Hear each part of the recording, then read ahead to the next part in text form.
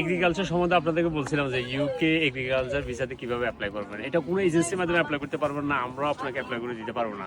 তবে আমি কিছু এই ভিডিওতে সব কিছু হিন্টস দিয়ে দিব কীভাবে অ্যাপ্লাই করবেন।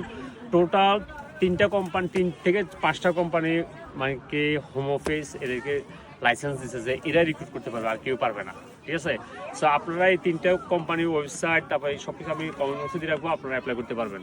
তারপরে একটা সিভি লাগবে, একটা কভার লেটার রাখবো, ওইটা আমি রেডি করে রাখছি, আমি কমেন্ট বক্সে দিয়ে রাখবো। আপনারা এটা কপি পেস্ট করলে আপনারা দেখবেন, এটা আপনারা এডিট করে আপনাদের ইনফরমেশন দিয়ে অ্যাপ্লাই করবেন। ঠিক আছে, তবে এখানে মানে অক্টোবর থেকে ডিসেম্বর পর্যন্ত তারা লোক নিতেছে। ঠিক আছে, 6 মাস জন্য এই ভিসা, 6 মাসের পরে কোনো এক্সটেনশন নাই, আবার আপনার দেশে চলে যেতে হবে, দেশের থেকে গিয়ে আবার নতুন করে আবার নেক্সট ইয়ার অ্যাপ্লাই করতে হবে। ঠিক আছে, এখানে আপনার অ্যাপ্লিকেশন ফি মাত্র 300 মানে আপনার 17 পাউন্ড মাত্র, অনেক চিপ।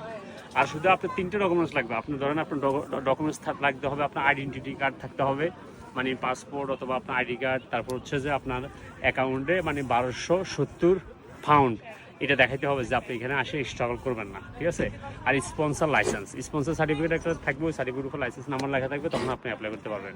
তবে এখনই শুরু করে দেন। ঠিক আছে, অনেকে অলরেডি শুরু করে দিয়েছে, কাজ শুরু হয়ে যাবে অক্টোবর থেকে ডিসেম্বর। এই তিনটা মাস আপনারা এখানে এসে কাজ করবেন, যদিও 6 মাসে ভিসা দিবে। Good luck.